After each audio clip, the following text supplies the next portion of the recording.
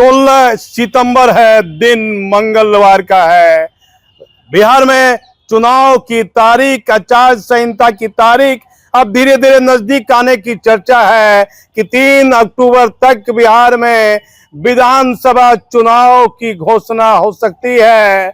उससे पहले राज्य सरकार ने आज मंगलवार के दिन 16 तारीख को करीब 7 डीएसपी का तबादला किया है और डीएसपी के नाम की चर्चा है। ऐसे भी कुछ डीएसपी हैं जो वहां इंस्पेक्टर थे, जैसे अररिया में है, कटिहार में है, गया मधुबनी है, वह वहां के डीएसपी को बदला नहीं गया है।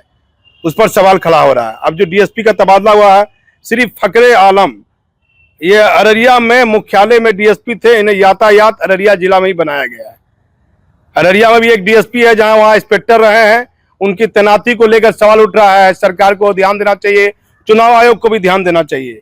रेशव शिव रंजन, ये नवादा में यातायात में थे, इन्हें विशेष सुरक्षा दल पटना डीएसपी में दे दिया गया है। 3 नंबर में श्री आकाश किशोर, ये अपराध अनुसंधान विभाग पटना में इनकी तैनाती थी, इनको भी विशेष सुरक्षा दल पटना दिया गया है। 4 नंबर में शत्रुघ्न कुमार मंडल, ये SRVM आधुनिकीकरण में थे, इन्हें विशेष सुरक्षा दल में इनको भी दे दिया गया है। 5 नंबर में मनोज कुमार सिंह, ये सचिवालय सुरक्षा पटना में थे और इन्हें मुख्यालय में अररिया डीएसपी बनाया गया है। फिर आ जाइए दीवान इकराम खान, ये अररिया में यातायात में डीएसपी थे, इन्हें बिहार विशेष सशस्त्र पुलिस 7 कटिहार में तैनाती की गई है। एक डीएसपी का नाम और है, 6 का नाम मैंने आपको बता दिया।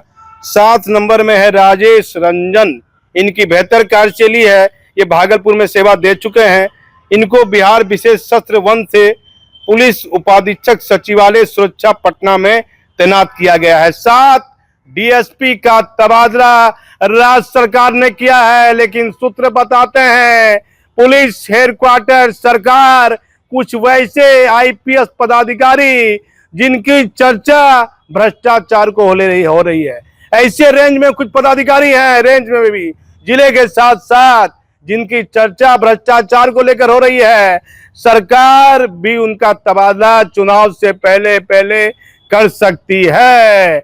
और सबसे बड़ी खबर हमारे पास में एक ये खबर है, पुलिस मुख्यालय ने एक आईपीएस जो लगातार अपने ऑफिस में कितना देर बैठ रहे हैं, इसको लेकर डीजीपी ने मामले को गंभीरता से लिया है और सभी जिले में जितने भी बिहार में आईपीएस हैं उनसे कहा है कि आप सुबह सुबह पीटी परेड में जाइए और कितने देर कार्यालय में बैठ रहे हैं इसकी सही जानकारी पुलिस हेडक्वार्टर को दीजिए। ये भी खबर आ रही है। दूसरी खबर मैंने आपको कल जानकारी दी थी, भागलपुर सिटी एएसपी रही श्री किम 2008 बैच की आईपीएस पदाधिकारी हैं, उनके पति बंगाल में आईपीएस के महत्वपूर्ण पद पर तैनात हैं। वह सितंबर महीने में 2024 में उनका तबादला दिल्ली हुआ था डीआईजी एसटीएफ से, और वह एसटीएफ से जब दिल्ली गई मानवाधिकार में तैनाती हुई तो 1 साल पूरा हो गया और अब वह केंद्र सरकार से उनका ऑर्डर आ गया है, सीआईएसएफ में वह दिल्ली मुख्यालय में अपना योगदान देगी।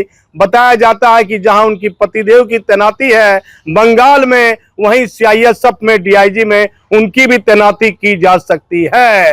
और कई बड़ी और महत्वपूर्ण चर्चा हमारे पास में है जो डीएसपी को लेकर सवाल उठ रहा है। चुनाव आयोग और सरकार को ध्यान देना पड़ेगा। पुलिस पदाधिकारी के अनुसार बड़े बड़े पदाधिकारी में ये चर्चा है, चुनाव आयोग को, डीजीपी साहब, मुख्यमंत्री जी, आपको भी ध्यान देना पड़ेगा। कटिहार जिले में एक डीएसपी की तैनाती हुई है जो वहां इंस्पेक्टर रह चुका है और 2 साल 3 साल पहले नहीं, 1-1.5 साल पहले चुनाव आयोग का नियम है कम से कम 3 साल, तो 3 साल से पहले उसकी तैनाती इंस्पेक्टर के बाद वहां डीएसपी में हो गई, वह चर्चा में है। फिर आ जाइए अररिया जिला में, अररिया जिला के बाद मधुबनी, सिवान, मोतिहारी, ये जिले हैं जहां जो इंस्पेक्टर से डीएसपी इंस्पेक्टर में जो सेवा जिले में दे चुके हैं वहीं उनको डीएसपी बनाकर भेज दिया गया है।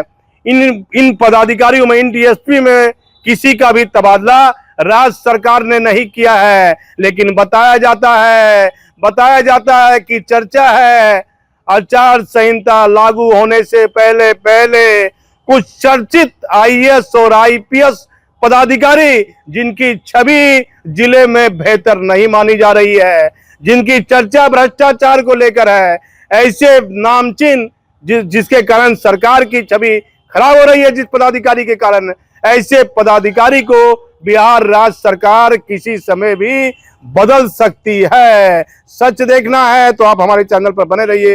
मैं भागलपुर से दीपक नौरंगी।